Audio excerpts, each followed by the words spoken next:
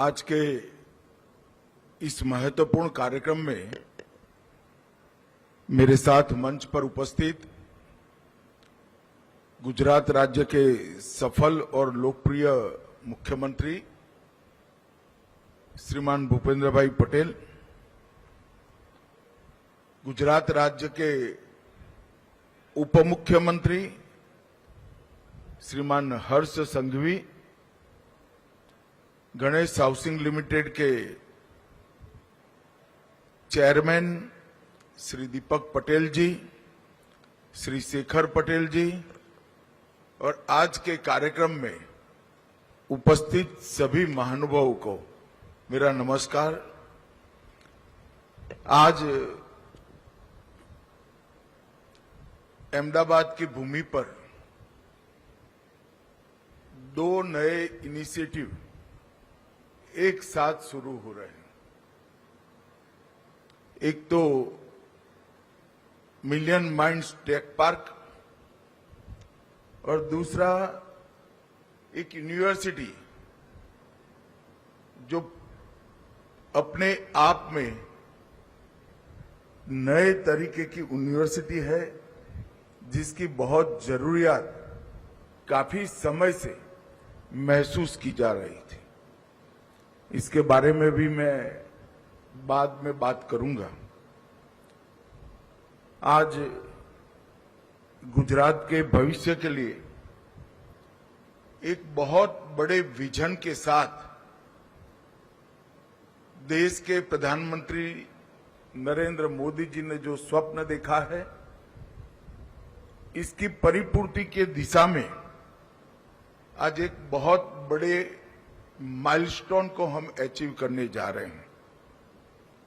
मोदी जी का विजन है technology, innovation, ज्ञान, उद्यमिता और उच्च कौशल आधारित गुजरात में इंडस्ट्री भी आए और रोजगारी की निर्मित भी हो।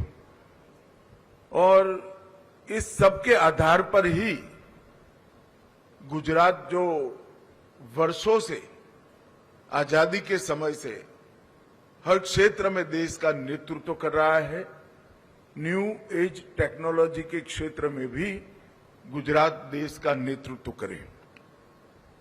और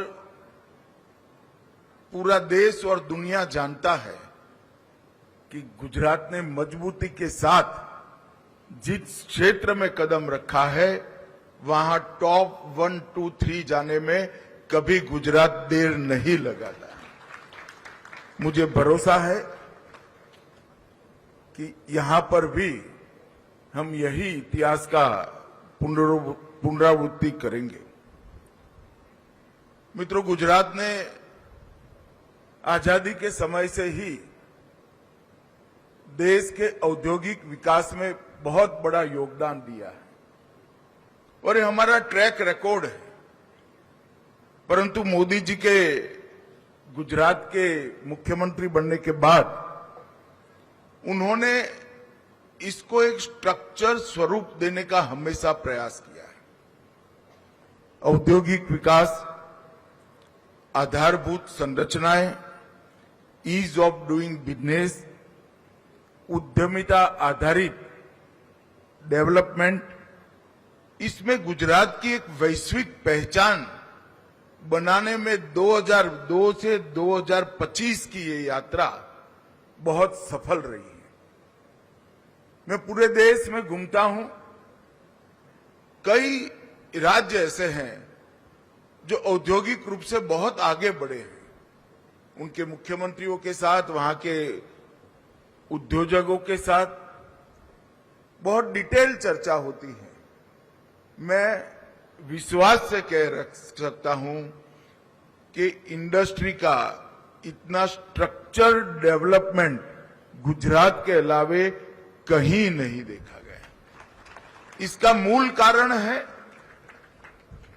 कि गुजराती लोग परंपरा से उद्योग साहसिकता का अपने डीएनए में ही गुण लेकर आगे बढ़े हैं और उसके साथ साथ समय समय पर सरकारों ने इसके अनुकूल इंफ्रास्ट्रक्चर बनाने में बड़ी मदद की है। इंफ्रास्ट्रक्चर से मतलब मेरा सिर्फ भौतिक इंफ्रास्ट्रक्चर से नहीं है, नीतियों का निर्माण, एनवायरनमेंट, फाइनेंस की व्यवस्था, सरकार का प्रोएक्टिव अप्रोच और वाइब्रेंट गुजरात जैसे मंच देकर गुजरात के इंडस्ट्रियल विकास को हमने बहुत आगे बढ़ाया है। पूरी दुनिया इसका स्वीकार करती है। Manufacturing, engineering, pharmaceutical, ports, logistic, green energy, industrial infrastructure और इन्वेस्टमेंट, ये सभी क्षेत्रों में हमने बहुत अच्छा काम किया है। मगर अब बारी है गुजरात को सर्विस सेक्टर में भी टॉप 1, 2, 3 में ले जाने की। और सर्विस सेक्टर में जब हमें 1 से 3 में आना है, बेंगलुरु, हैदराबाद, पुणे, गुरुग्राम, ये सबके समकक्ष अगर अहमदाबाद ने अपने आप को प्रस्थापित करना है तो इस तरह के टेक पार्क बहुत जरूरी है। एक प्रकार से गुजरात के अब तक की आर्थिक गतिविधियों में मोदी जी ने विगत 2-3 साल से टेक पार्क्स और जीसीसी पर बड़ा बल दिया है। एक प्रकार से हमारी सारी आर्थिक गतिविधियों का ट्रांसफॉर्मेशन हो रहा है। गुजरात की आर्थिक गतिविधियों का तो ट्रांसफॉर्मेशन हो भी ही रहा है, मगर गणेश ग्रुप का भी ट्रांसफॉर्मेशन एक प्रकार से आज हो रहा है। मुझे तो बड़ा आनंद है, मैं दोनों भाइयों को बहुत बहुत बधाई देना चाहता हूं कि एक परंपरागत बिजनेस से अलग हटकर आपने नया सोचा है, एक साहस है और मैं ईश्वर से जरूर प्रार्थना करूंगा कि ये साहस आपका सफल हो और नई पीढ़ी इसको आगे बढ़ाए। अनमोल को भाषण करता देख बहुत आनंद आता था। कॉन्फिडेंस के साथ नई पीढ़ी जब आगे बढ़ती है तो स्वाभाविक रूप से आनंद आता है। आज Millennium Mind Tech Park phase 1 का यहां उद्घाटन किया है। लगभग 1100 करोड़ की लागत से 13,50,000 वर्ग फुट क्षेत्र यहां पर बन गया है और पहले चरण में ही 9,000 हाई स्किल प्रोफेशनल्स के लिए सुविधापूर्ण तरीके से काम करने का एक बहुत अच्छा वातावरण ये मिलेनियम माइंड टेक पार्क उपस्थित करेगा। जब मुझे शेखर जी निमंत्रण देने के लिए आए थे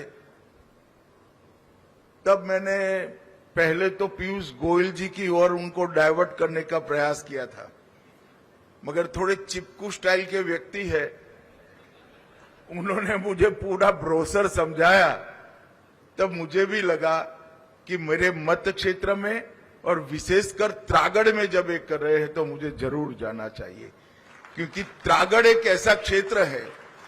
जब मैं 97 में विधायक बना, यहां EMTS भी नहीं आती थी, ST भी नहीं आती थी और ट्रेन भी नहीं आती। 97 तक एक क्षेत्र पूरा कटा हुआ क्षेत्र था और आज मैंने मेरी पायलट वाहन वालों को कहा था जरा घुमा फिरा कर ले जाना। त्रागड़ देखकर हृदय में सच अर्थ में बहुत शांति और आनंद का अनुभव हो रहा है। ये प्रोजेक्ट का पहला चरण है, 7 चरण होने वाले हैं। लगभग 15,000 करोड़ की लागत से 5 साल में 63,000 से ज्यादा हाई वैल्यू जॉब्स का यहां पर निर्मित होगा। और ये 65 एकड़ भूमि एक प्रकार से जहां हम थोड़े कम है गुजरात की दृष्टि से, वो कमी पूरी करने में मुझे बहुत बड़ा आनंद है कि बहुत बड़ी योगदान देगी।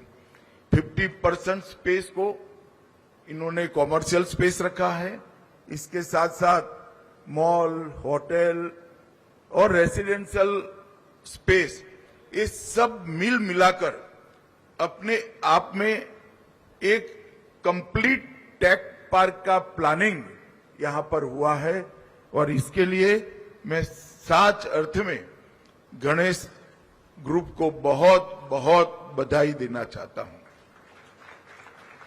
मित्रों, यहां पर आज Ganesh real estate management institute Grammy का भी शुभारंभ हुआ है। एक प्रकार से रियल एस्टेट मैनेजमेंट इंस्टीट्यूट ये पूरे भारत के लिए आज की बहुत जरूरी शुरुआत है। रियल एस्टेट के क्षेत्र में हमारा देश इसी तरह से आगे बढ़ता गया जैसे जरूरियात पूरी करने के लिए ही इसका योगदान है। ये इंडस्ट्री को कभी किसी ने समग्रता से सोचा ही नहीं। ढेर सारे पहलू, पर्यावरण से लेकर प्लानिंग से लेकर टाउन प्लानिंग की स्कीम का एक हिस्से से लेकर ढेर सारे इश्यू इसके साथ जुड़े हुए हैं। कभी किसी ने इसको समग्रता से एड्रेस करने का प्रयास नहीं किया है। और मित्रों, जब टाउन प्लानिंग ठीक नहीं होता है तो अच्छे शहर नहीं बनते। दुर्भाग्य की बात है कि हमारे शहर देश में ज्यादातर शहर बसते बसते बस गए और बाद में हम सुविधा पूरी करते गए। मुझे याद है सुरेंद्र भाई बैठे थे जब ओडा के चेयरमैन थे। टाउन प्लानिंग स्कीम मोदी सरकार ने जब इंट्रोड्यूस की तभी लोगों के रहने के आने के पहले सुविधा का विचार की शुरुआत भारत में पहली बार हुई। और मुझे लगता है अभी भी इस क्षेत्र में दुनिया तकनीक की दृष्टि से बहुत आगे निकल चुकी है, प्लानिंग की दृष्टि से बहुत आगे निकल चुकी है। बहुत ऐसे आयाम है जिस पर हमारी तो अभी सोसाइटी के नाते नजर ही नहीं पड़ी। ये सारी चीजों को समग्रता से सोचने के लिए इसको एक स्टडी के रूप में, कोर्स के रूप में डेवलप करने के लिए Ganesh real estate management institute मैं मानता हूं कि बहुत बड़ा योगदान हो सकता है कि शुरुआत इसके सभी डायमेंशन को कवर न करे। हो सकता है कि ये शुरुआत में विश्व भर में जो कुछ विकास हुआ है, जो सोचा गया है, इसका प्रतिबिंब इसमें न दिखाई पड़े, मगर शुरुआत हुई है तो आगे भी बढ़ेगा और अच्छे से आगे बढ़ेगा, इसका मुझे विश्वास है। यहां पर 30,000 स्क्वायर फीट में पहले बैच में 300 बच्चे पढ़ाई करेंगे और इसका मुख्य कैंपस आने वाले दिनों में थॉल लेक के समीप अहमदाबाद से थोड़ी ही दूर बनने वाला है। लगभग 500 करोड़ की लागत से 100 एकड़ भूमि में जब ये इंस्टीट्यूट पूर्ण स्वरूप ले लेगा तब मुझे लगता है न केवल गुजरात, देश भर के रियल एस्टेट के क्षेत्र में आज के समय के बदलाव के लिए ये बहुत बड़ा काम होगा। इस क्षेत्र में कुशल नेतृत्व की भी जरूरत है और आधुनिक सोच की भी जरूरत है। इसके साथ साथ दुनिया भर में जो परिवर्तन हो रहे हैं, ये परिवर्तनों के भारत की परिस्थिति के अनुकूल इसको स्वीकार कर आगे बढ़ने की भी जरूरत है। मुझे तो लगता है कि ये बहुत देरी से शुरुआत हो रही है, मगर शुरुआत हो रही है, इसका मैं हृदय से स्वागत कर रहा हूं और मैं आशा करता हूं कि विश्व स्तरीय टेक्नोलॉजी का इंफ्रास्ट्रक्चर डेवलप करने में इस क्षेत्र में भी ग्रेमी आने वाले दिनों में बहुत बड़ा योगदान करेगी, इसका मुझे पूरा भरोसा है। मित्रों, एआई, डीप टेक ये भविष्य की अर्थव्यवस्था है और नरेंद्र मोदी जी के दीर्घदृष्टिपूर्ण नेतृत्व ने जितने भी नए सेक्टर, इमर्जिंग सेक्टर है विश्व में, इसमें आज भारत फाउंडर बना हुआ है। एक जमाना था कि हम कई क्षेत्रों में बहुत पीछे लग गए थे। आने वाले 25 साल में जो सेक्टर विश्व की अर्थनीति को, विश्व के अर्थतंत्र को दिशा देंगे, वो सभी क्षेत्र में आज भारत फाउंडर बनकर अपनी मजबूत उपस्थिति को दर्ज करा रहा है और यही बता रहा है कि भारत का भविष्य बहुत सुनहरा है। एआई और डीप टेक के जो भविष्य है, इसके लिए इसके जैसे टेक पार्क बहुत बड़ा काम भी करेंगे और इसको आगे भी बढ़ाएंगे। इतने सारे क्षेत्र नए खुल रहे हैं, robotics, quantum computing, semiconductor, AI, autonomous system, cyber security, defence और स्पेस टेक, ये सारे क्षेत्रों के लिए हमें हाईटेक यूथ की जरूरत है। दिमाग तो है ही, उनको स्पेस भी देना है, एटमॉस्फेयर भी देना है और अनुकूलता भी कर देनी है। मुझे मालूम है कि ये दोनों इनिशिएटिव, ये दोनों क्षेत्र में आने वाले दिनों में गुजरात को कई कदम आगे ले जाने के लिए बहुत बड़ा योगदान करेंगे। फिर से एक बार मैं गणेश ग्रुप के दोनों कर्ता धर्ताओं को बहुत बहुत शुभकामनाएं और बधाई देकर मेरी बात समाप्त करता हूं। वंदे मातरम।